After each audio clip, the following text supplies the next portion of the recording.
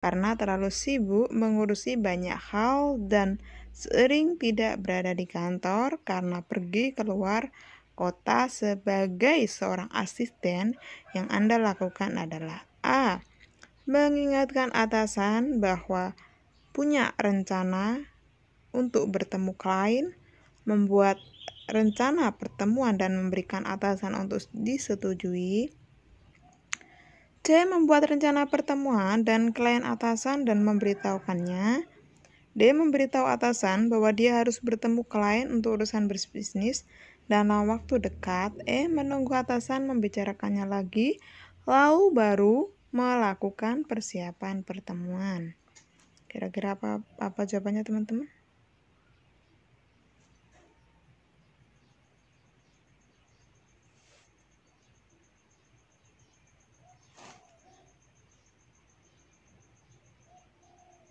Atasan Anda lupa, kita sebagai seorang asisten, tindakan kita itu bagaimana? A. Mengingatkan atasan aja, intinya seperti itu. Kemudian yang B ini membuat rencana pertemuan dan memberitahu atasan untuk disetujui. B dan C ini apa bedanya? Yang C itu membuat rencana pertemuan dengan klien atasan dan memberitahukannya. Kemudian yang D ini memberitahu atasan bahwa dia harus bertemu klien untuk urusan bisnis dalam waktu dekat. Menunggu ini yang ini salah ya. Coba kita lihat jawabannya. Pembahasannya yaitu B. B poinnya 5.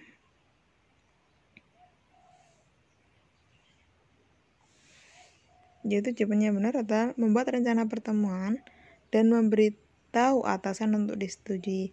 Karena kan dia lupa kan. Kalau lupa itu berarti kan urusannya udah berlalu, udah lewat ya. Berarti buat rencana lagi. Oke, kita lanjut ke soal nomor 2. Nomor 2. Anda ditunjuk sebagai ketua kegiatan. Atasanmu memberikan tugas untuk menyiapkan pentas seni acara ulang tahun yang ke-17. Pertanyaan besar memenuhi kepala Anda, apa yang harus Anda lakukan? Karena tiap-tiap kantor cabang harus menampilkan pertunjukan.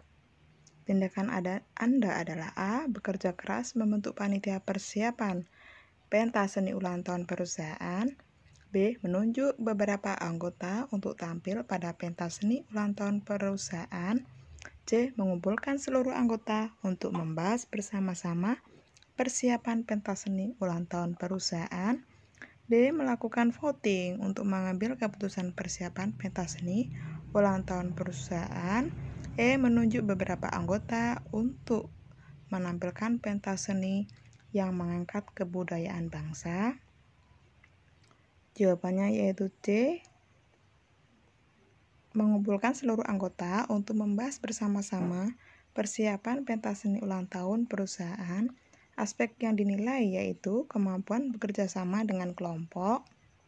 Untuk soal nomor 3, di tengah perjalanan ke kantor, saya melihat sebuah kecelakaan. Pada saat itu, saya sedang tergesa-gesa. Saya akan A. Berhenti dan memberikan pertolongan. B. Tetap melanjutkan perjalanan.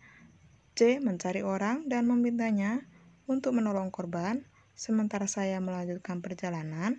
D. Berhenti sebentar untuk melihat, lalu cepat melanjutkan perjalanan.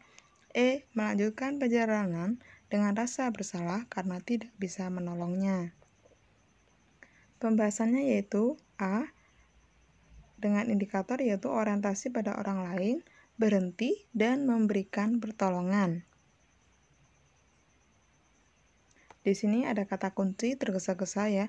Tapi kan di sini tidak dikatakan tergesa-gesa karena apa, kan nggak ada penjelasannya ya. Kalau sekedar ke kantor aja, kalau terlambat sebentar kan juga nggak apa-apa, apalagi ini orangnya kecelakaan. Lagian juga nggak dijelaskan ya kecelakaannya kritis apa enggak. Ya kalau nggak kritis, nah maksudnya soal itu seperti itu. Jadi jawabannya yaitu A. Kemudian kita ke nomor 4. Anda sebagai humas di salah satu rumah sakit, ketika Anda mendapat keluhan dari salah satu keluarga pasien mengenai penanganan yang kurang baik, tindakan yang Anda lakukan adalah A. Mencatat keluhan dan menangani sendiri. B. Mencatat keluhan dan menyampaikan ke atasan. C. Mencatat keluhan dan menyampaikan kepada rapat divisi humas. D. Mencatat keluhan dan tidak melakukan apa-apa. E. Mengabaikan. Kunci jawabannya yaitu B, di mana aspek yang dinilai adalah profesionalisme, mencatat keluhan dan menyampaikan kepada atasan. Nomor 5, Anda seorang asisten ahli dari sebuah perusahaan yang tidak paham teknologi dan kemudian kemajuan IT menuntut Anda untuk membuat sistem baru dalam perusahaan. Sikap Anda adalah A. Menerima teknologi baru tersebut dan meminta tolong ahli perusahaan mengajarinya. B. Ikut mengembangkan teknologi tersebut dan meminta tenaga ahli di perusahaan Anda mengajari Anda. C. Menerima teknologi baru tersebut dan dengan menyerahkan ahli IT dalam pengembangan teknologi yang ada dan Anda ikut andil di dalamnya. D. Ikut mengembangkan teknologi tersebut bersama ahli IT dari perusahaan Anda dan Anda membantu menggerakkan anggota lain. E. Menerima teknologi baru tersebut dan mengkolaborasikan dengan ide Anda. Gimana? Anda seorang asisten ahli dari sebuah perusahaan, asisten ahli. Berarti kayak supervisor gitu mungkin ya. Nggak paham teknologi. Ada kemajuan teknologi menuntut Anda untuk bisa sistem baru itu. Apa yang harus Anda lakukan? Apa yang harus Anda lakukan? Jawabannya yaitu D. Ikut mengembangkan teknologi tersebut bersama ahli IT. Jadi dalam sebuah instansi baik swasta atau negeri itu pasti ada ahli IT ya. Pasti ada yang paham. Nggak mungkin nggak, itu pasti ada ya. Wajib. Apalagi kalau di rumah sakit itu ya. Saya dulu pernah kerja di rumah sakit. Di rumah sakit itu yang bagian servis itu ada sendiri. Kayak servis komputer, servis alat apa aja itu ada. Kayak bengkel gitu. Ada ruangannya itu sendiri. Kalau bagian servis itu sudah lengkap, dia sudah bisa servis AC, bisa servis alat-alat rumah sakit dan lain sebagainya bisa itu. Intinya itu yang rumah sakit umum daerah. Kalau di kantor-kantor, kalau di dinas kecil paling ya mungkin bagian komputer gitu. Tergantung seberapa besar instansi tersebut. Oke, soal nomor 6.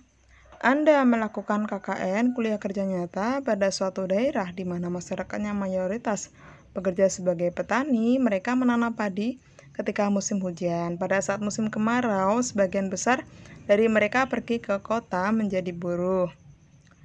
Mereka akan pulang kalau musim hujan tiba untuk menanam padi. Ini bukan pagi ya, padi. Persawahan di daerah tersebut sangat bergantung pada air hujan. Jadi dulu pernah nih, waktu saya masih kecil di Sulawesi sana, sawahnya tuh tada hujan. Musim kemaraunya panjang. Yang namanya tanah itu sampai terbuka-buka gitu loh. Nggak panen lama, krisis moneter lagi zamannya Pak Harto. Ya Allah, kalau ingat itu ya gimana gitu ya. Kalau sekarang udah makmur, alhamdulillah. Adapun sungai letaknya cukup jauh dari perkampungan dan lokasinya di bawah bukit. Anda melakukan observasi terkait kondisi itu adalah tindakan Anda yaitu A. Mengajak pimpinan desa untuk memperhatikan kondisi tersebut. B. Mengusulkan untuk membuat bak penampungan air di setiap rumah sehingga setiap kali hujan turun bak terisi penuh air hujan.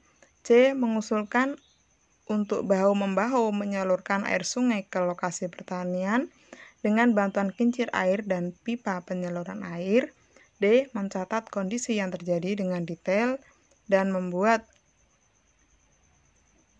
jurnal berisi usulan-usulan yang menjadi solusi masyarakat. E. Mengajak wawancara pimpinan desa dan membuat jurnal berisi kondisi yang terjadi pada masyarakat desa tersebut.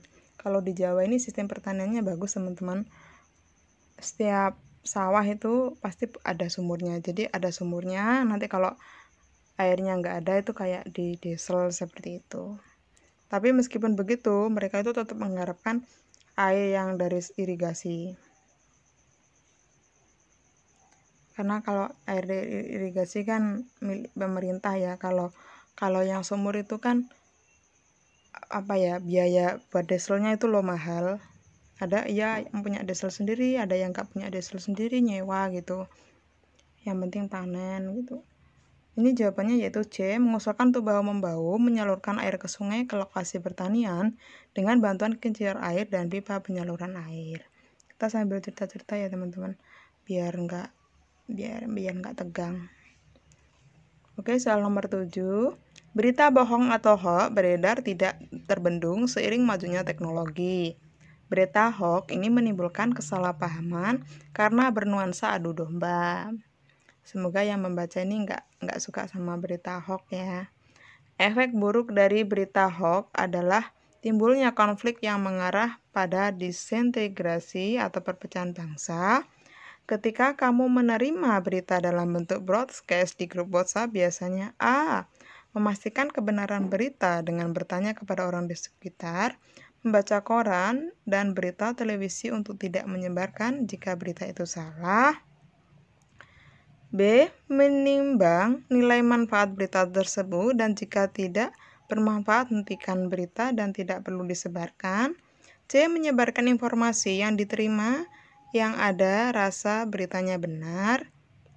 D. Menyebarkan informasi yang diterima yang ada rasa beritanya benar dan menghentikan penyebaran jika ternyata beritanya salah. E. Menyebarkan kembali informasi yang diterima secara broadcast pada semua grup WhatsApp yang saya ikuti. Susah ya jawabnya, ini mana yang benar nih kira-kira? Jawabannya yaitu A. Memastikan kebenaran berita. Jadi gimana, berita itu pasti benar nggak sih gitu ya? Dengan bertanya kepada orang sekitar boleh, membaca koran juga boleh, membaca berita atau menonton berita di televisi juga boleh, untuk tidak menyebarkan jika berita itu salah gitu ya. Oke, kita lanjut ke nomor berikutnya, nomor 8. Kamu serang polisi, kemudian ada salah satu seorang yang diminta didahulukan dalam pembuatan SKCK karena lusa harus segera diberikan ke tempat kerja. Berarti ini buatnya dadak dong, yang salah siapa? Polisinya atau yang bersangkutan? Yang bersangkutan ya, kalau kita niat ngelamar kerja ya jauh-jauh hari buat SKCK, logikanya kan seperti itu. Logikanya di dunia nyata gitu ya. Kadang pendaftaran CPNS-nya belum aja, zaman dulu ya. Belum sistem CAT itu. Sebelum sistem CAT itu pasti ngelampirin SKCK. Pendaftarannya belum buka tuh SKCK-nya udah jadi. Biasanya nunggu seminggu. Kadang juga langsung, nggak mesti.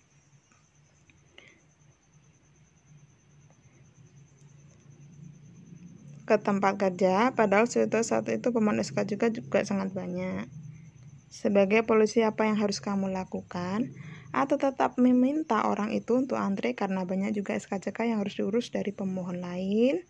B. Meminta orang tersebut untuk tetap antre. C. Menyuruh orang itu untuk ikut sesuai aturan yaitu antre. D. Tidak peduli dan tetap memaksa orang itu untuk antre. E. Meminta petugas untuk mendahulukan orang tersebut karena harus segera diberikan ke tempat kerja. Coba kalian pertimbangkan. Untuk sistem CPNS yang tahun ini itu simple ya, cuma berkasnya dikirim lewat email, diupload aja di SSCN, terus syaratnya nggak ribet ya. Kalau dulu tuh pakai kartu kuning, pakai surat keterangan sehat, ada juga yang gitu. Apalagi kalau IPDN dulu tuh ya, IPDN tuh pakai surat narkobanya aja 250.000 dulu itu. Ya tapi sekarang tuh ya tergantung faktor keberuntungan ya. Kalau kalian usianya masih cukup, semoga saja sebelum waktunya batas usia berakhir sudah keterima. Semoga seperti itu teman-teman. Gimana teman-teman, ini apa jawabannya ya? Jawabannya yaitu C, menyuruh orang itu untuk ikut sesuai aturan atau antre. Jadi tetap antre ya. Yang salah kan anak tersebut ya. Enak aja, emangnya bos. Jangan bilang ada yang titip. Oke, nomor 9. Bagaimana cara Anda membanggakan orang tua dan tanah air? Gampang. Ya, kalau nunggu membanggain orang tua sama tanah air tuh ya nggak usah nunggu jadi pejabat ya. Kalau orang tua ya nyuruh anaknya beli lombok langsung berangkat, itu orang tuanya udah bangga loh, udah seneng loh. Orang tua nyuruh anaknya berangkat ngaji itu loh, orang tuanya udah seneng ya kan. Yang jelas kalau membanggain orang tua nggak usah nunggu punya uang banyak, nggak usah nunggu kita jadi orang kaya, nggak usah kita nunggu jadi ini, jadi itu, jadi A, B, C, D, atau Z. Kalau kita punya rezeki ya dibagi sama ortu. Ya apa yang sekiranya buat ortu seneng, yang bisa kira-kira kalian sendiri, yang bisa kira-kira diri masing-masing. Kalau banggain tanah air ya menjaga nama baik. Kalau misalkan menang lomba untuk anak sekolah, misalkan seperti itu. Yang jelas, misalkan kalau 17 Agustus pasang bendera, ada partisipasi di negara, jadi Karang Taruna itu juga membanggakan tanah air. Oke, kita langsung aja ke optionnya. Jika Anda berkarya sebagai pegawai negeri sipil, B, dimanapun Anda berkarya, Anda akan turut memberikan kontribusi terhadap pembangunan bangsa. C, ketika Anda menjadi seorang birokrat tingkat atas. D, ketika Anda menjabat menjadi anggota Dewan Perwakilan Rakyat. E, dimanapun Anda berkarya, Anda akan turut berkontribusi terhadap pembangunan bangsa dan dengan syarat didukung pemerintah. Jawaban yang tepat yaitu B, dimanapun Anda berkarya, dimanapun Anda ada, akan turut memberikan kontribusi terhadap pembangunan bangsa. Semoga ini kalian semuanya seperti ini. Amin ya robbal alamin. Sekarang nomor 10. Aku nggak buat PPT-nya teman-teman, soalnya ini juga sekali kerja langsung dapat 2. Di blog dapat, di YouTube juga dapat. Terserah kalian mau lihat di YouTube atau di blog, silahkan. Nomor 10, angka pengangguran dari tahun ke tahun semakin bertambah. Angka pengangguran dari tahun ke tahun semakin bertambah, sehingga persaingan pencari kerja sangat berlipat jumlahnya. Jika saya termasuk di antaranya, maka saya harus A, mempersiapkan diri dalam hal mencapai keterampilan agar menjadi seorang yang entrepreneur. B, melanjutkan pendidikan ke jenjang yang lebih tinggi sebagai antisipasi persaingan. C, selalu aktif di internet, sebab di sana masih banyak info kerja yang cukup mendukung. D, yaitu mencari teman sealumni untuk bernegosiasi dalam mengatasi pengangguran. E, santai saja, yang penting usia masih muda dan menunggu tahun depan. Langsung jawabannya ya teman-teman. Jawabannya yaitu B, melanjutkan pendidikan ke jenjang yang lebih tinggi sebagai antisipasi persaingan. Kalau bisa ya bakat dapat, pendidikan juga dapat. Nanti teman-teman bisa pergi ke blog saya ya. Kesini juga, ini juga nggak apa-apa, sama aja. Oke, nomor berikutnya. Agar semua staf di kantor Anda bekerja dengan rajin, maka sebagai pimpinan Anda, A, memberikan penghargaan kepada staf yang paling rajin. B, menempel tulisan kerja di berbagai tempat yang strategis. C, memberikan sanksi yang tegas kepada setiap staf yang bekerja bermalas-malasan. D, lebih rajin bekerja sembari mengajak para staf Anda untuk turut serta dengan Anda membentuk sebuah komisi penegak disiplin. Jawabannya yaitu D, lebih rajin bekerja sembari mengajak para staf untuk turut serta dengan Anda